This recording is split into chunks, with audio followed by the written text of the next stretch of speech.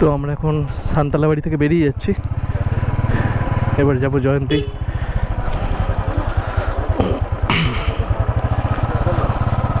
চলো, হ্যাঁ একদম একদম একদম। এরপর সান্তালাবাড়ি থেকে আমরা যাত্রা শুরু করলাম জয়ন্তীর উদ্দেশ্যে।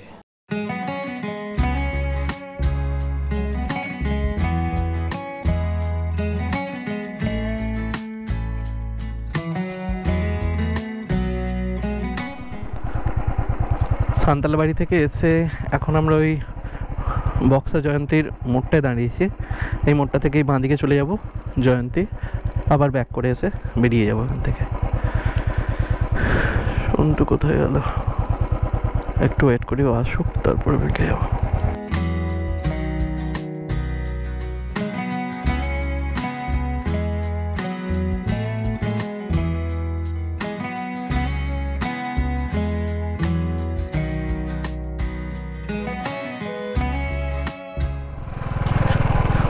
সেই হিসেবে এখনো জল নেই।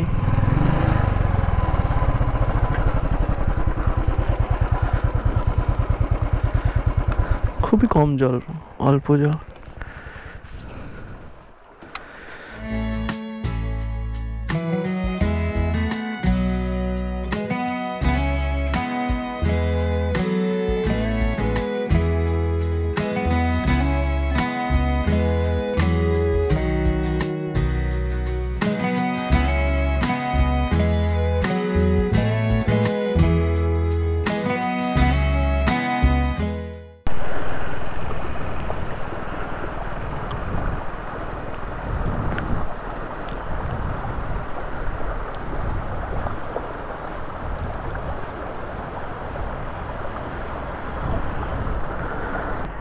এই হলো বালা নদী, আমরা উপর থেকে যে দেখছিলাম এটা হলো বালা নদী। এটা বালা নদীর উপর বালা ব্রিজ।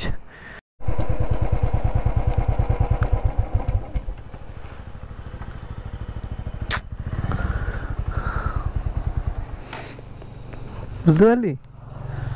চলে গেছে স্পটেড ডিয়ার। ডিয়ার ডিয়ার এই তো চলে গেছে। এইখানটা দাঁড়িয়ে, এই রাস্তায় ছিল, আমি এলাম এইখানটা দাঁড়ালাম, আমি চুপচাপ তোকে চুপ করতে বললাম, ইঞ্জিনটা বন্ধ করতে বললাম, ভিতর দিকে চলে গেল, চলে গেছে।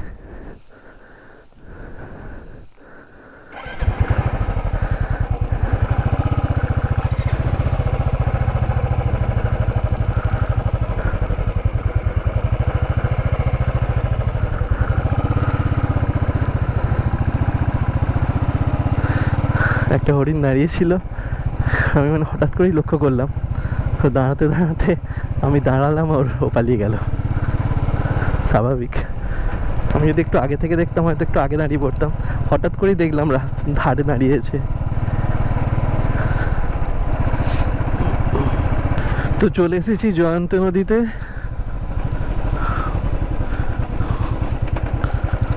এই যে সামনেই জয়ন্তী নদী, এখানে গাড়ি পার্ক করে রাখবো।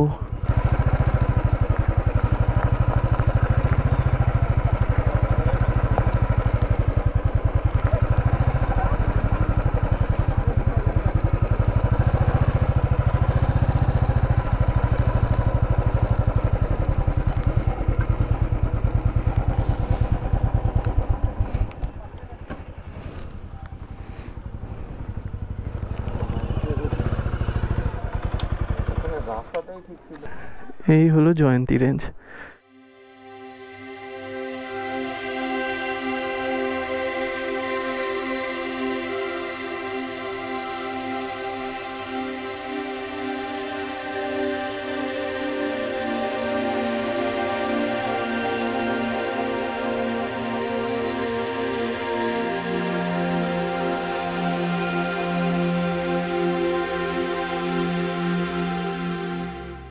জয়ন্তীর মনোমুগ্ধকর প্রাকৃতিক সৌন্দর্য চাক্ষুষ করার পর আমরা বক্সা টাইগার রিজার্ভকে বিদায় জানিয়ে পাড়ি জমালাম নতুন গন্তব্যের উদ্দেশ্যে।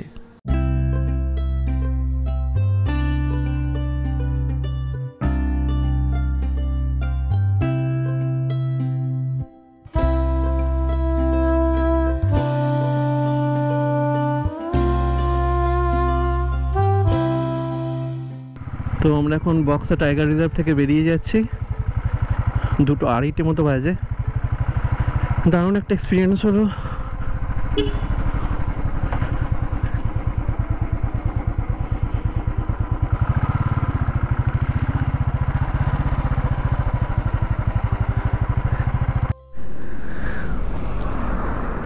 এই হলো ডিমা নদীর উপর ডিমা ব্রিজ। ওই যে ডিমা নদী দেখা যাচ্ছে, ডিমা নদী আর এই ডিমা ব্রিজ।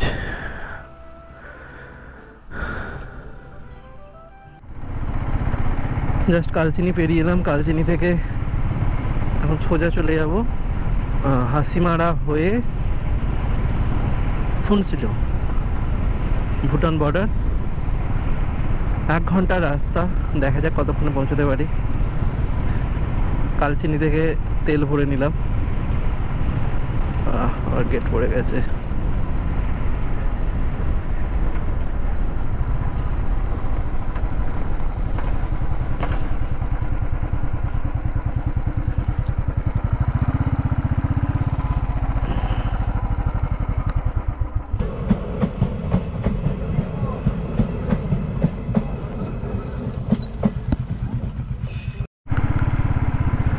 ভুটানের পারো 161 কিলোমিটার আর জয়গাঁও 14 কিলোমিটার। আমরা যাচ্ছি ফুনসোলিং।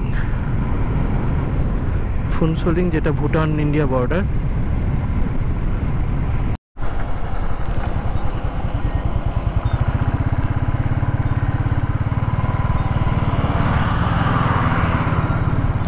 সবাই চা তুলে চায়ের বস্তা নিয়ে চলেছে। সবাই এই চা বাগানের শ্রমিক।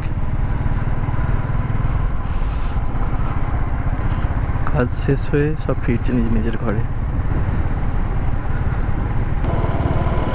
এখানে কিছু বাগানে এখনো চা তোলার কাজ চলছে। এদের কাজও প্রায় শেষ, সব গুছিয়ে এবার বাড়ি যাবে। আমরা চলে এসেছি জয়গাঁওয়ে, ভুটান বর্ডারে। এটাই ইন্ডিয়ার লাস্ট টাউন, আর বেশ ভালো, মানে বড় টাউন, ভালোই কনজেস্টেড।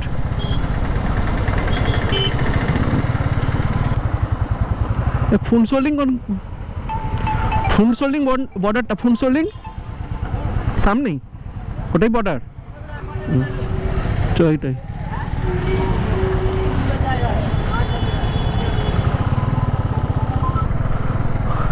ভুটান বর্ডারে, ফুনসোলিং বর্ডারে চলেই এসেছি।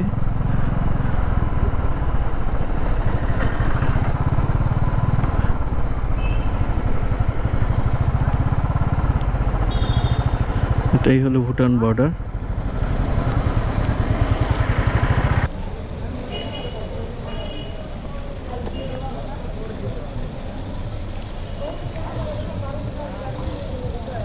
ভুটান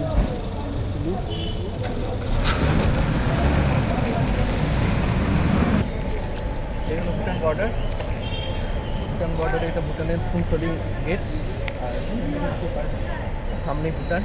মনে হচ্ছে চলে যাই, কিন্তু এখন আর যাওয়া যাবে না। ভুটান এন্ট্রি এখন আপাতত বন্ধ আছে ট্রাভেলসদের জন্য। কিছুদিন পর থেকে আবার খুলে যাবে যতদূর শুনেছি।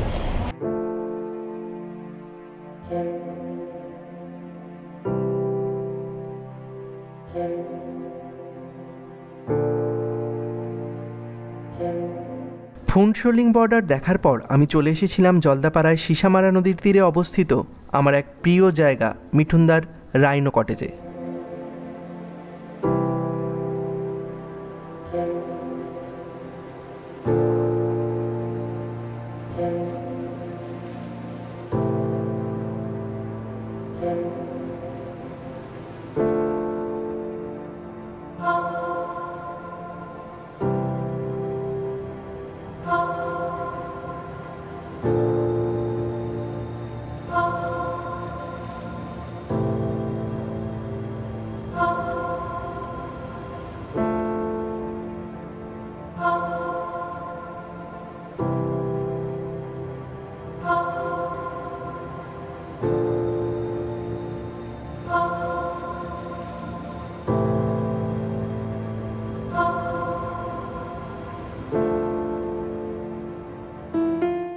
ঠিক সন্ধ্যাবেলায় মিঠুনদাকে গোল করে ঘিরে বসলাম।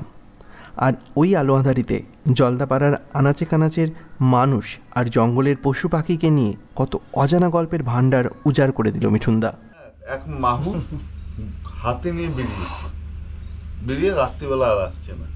আর এই রিজনের মধ্যে রাত্রিবেলা যদি কোনো হাতি বা মাহুত চলে যায়, মানে ডিপার্টমেন্টও আসে না তাকে রেস্কিউ করতে, কারণ জানে জায়গাটা খুব ফেরোসা। পরের দিন সকালবেলা এসে দেখছে মাহুত ঘাস কাটছিল, তাকে গন্ডারে মেরে দিয়েছে, পাশে বসে বসে হাতিটা কাটছে।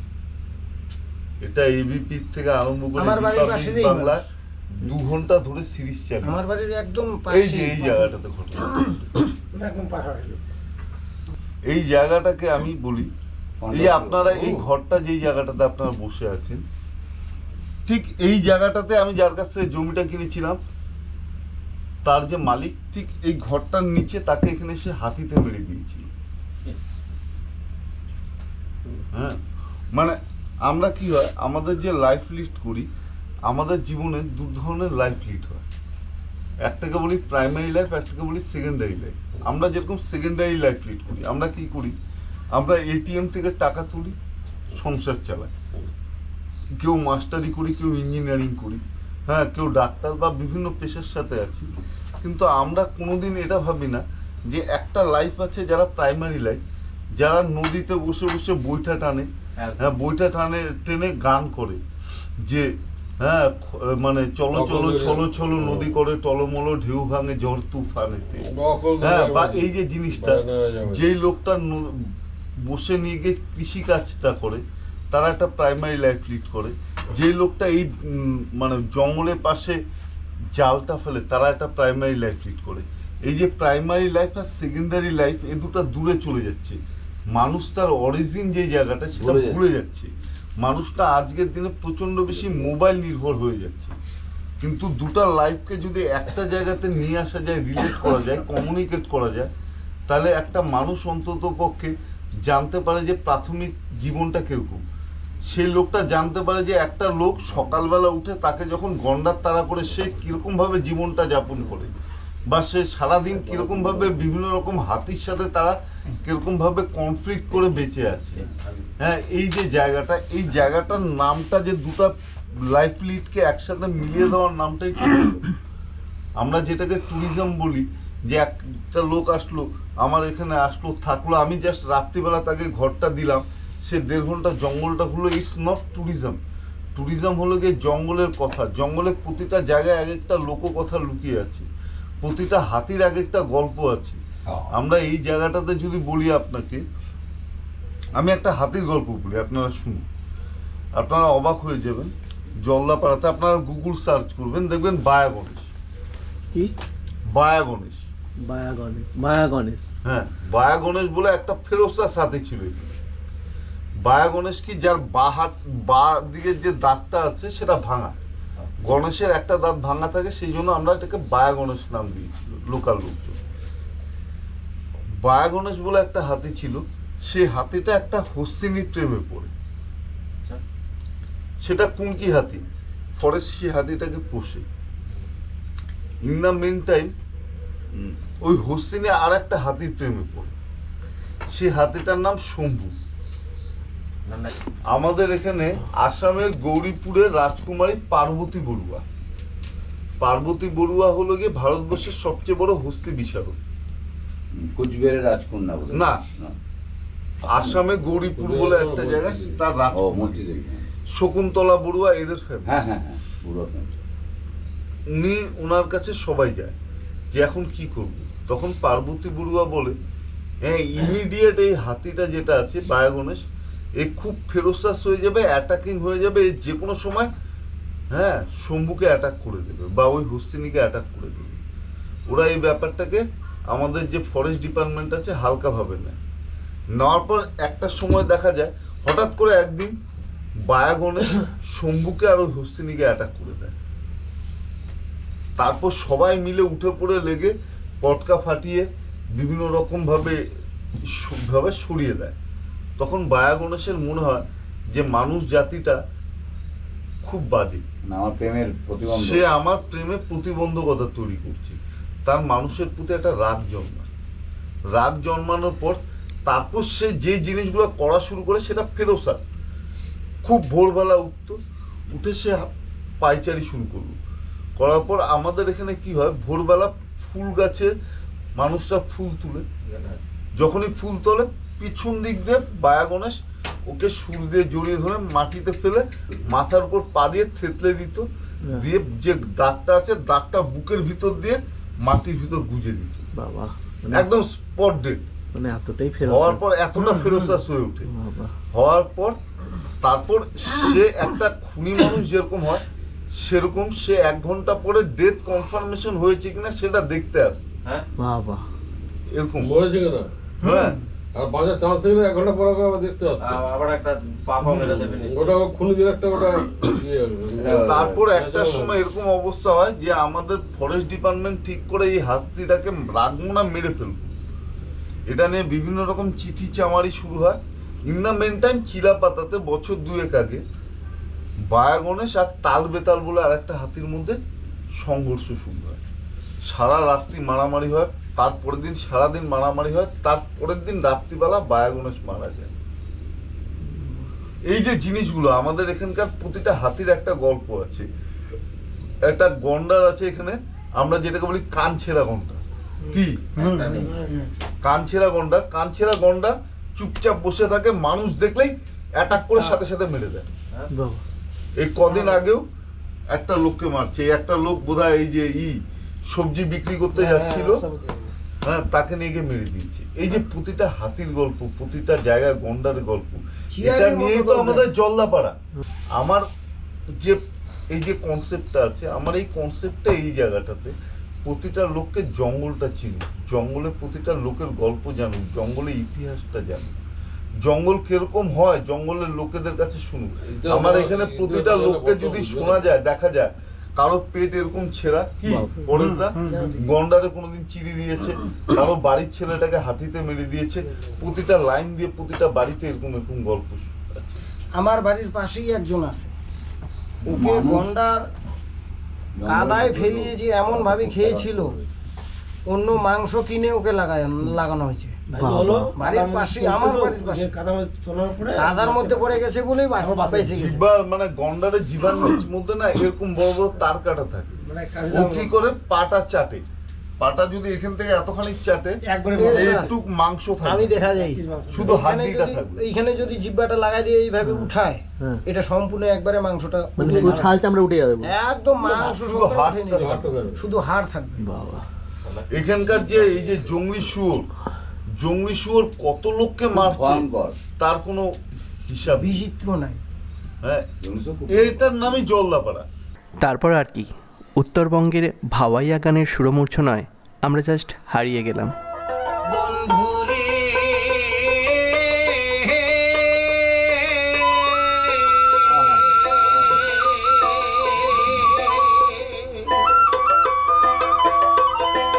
নদীর পারে তোমার বাড়ি যাওয়ায় আইসায় অনেক দেরি, যাব কি রব কি সদাই করে মান, ঘাটিয়া যাইতে নদীর জল খাপেলাম, কি খুকুলু কি খালাও খালাও করে রে, হায় হায় পরাণের বন্ধু রে,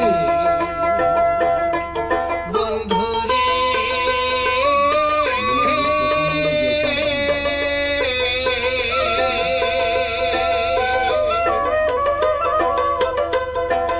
নদীর পারে তোমার বাড়ি যাওয়ায় আইসায় অনেক দেরি, যাব কি রব কি সদাই করে মান, ঘাটিয়া যাইতে নদীর জল খাপেলাম, কি খুকুলুম কি খালাও খালাও করে রে, হায় হায় পরাণের বন্ধু রে।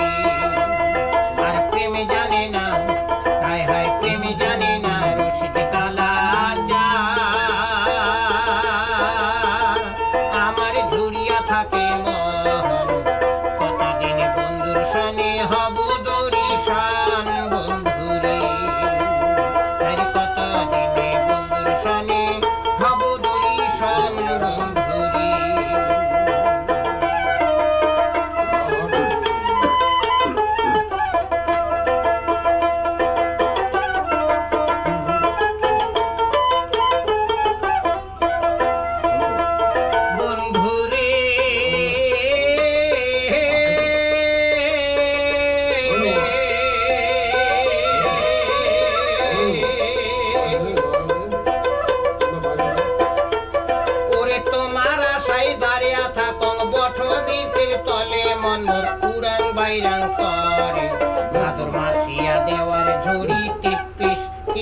পাশ কি ঝমঝমিয়া পরে রে হায় হায় পরাণের বন্ধু রে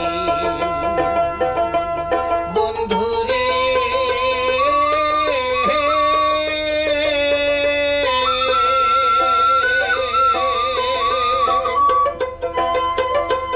ওরে তোমার আশায় দাঁড়িয়া থাকক বট বৃক্ষের তলে মন মোর পুরাং বাইরাং করে ভাদর মাসিয়া দেওয়ার ঝড়ি টিপিস কি তাপাস কি ঝমঝমিয়া পরে রে হায় হায় পরাণের বন্ধু রে আর প্রেমী জানে না হায় হায় প্রেমী জানে না রসিদ কালাচার আমার ঝুরিয়া থাকে মোহন কতদিন বন্ধুর সনে হব দরিশন বন্ধু রে আর কতদিনে বন্ধুর সনে হব দরিশন বন্ধু রে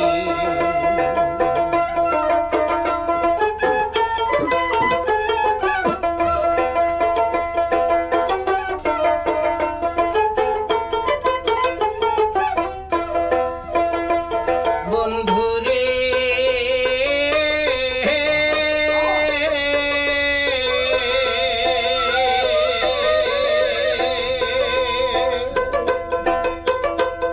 ওরে একলা ঘরে শুইয়া থাকং পালঙ্কের উপরে মন মোর আবিল বিলবিল করে পরত ফিরিতে মরার পালঙ্কের রেশ কি পুরুষ কি কাড়াও কাড়াও করে রে হায় হায় পরাণের বন্ধু বাবা বেশ গানটা শুনে নাও। এটা বেশ ওটা বন্ধু রে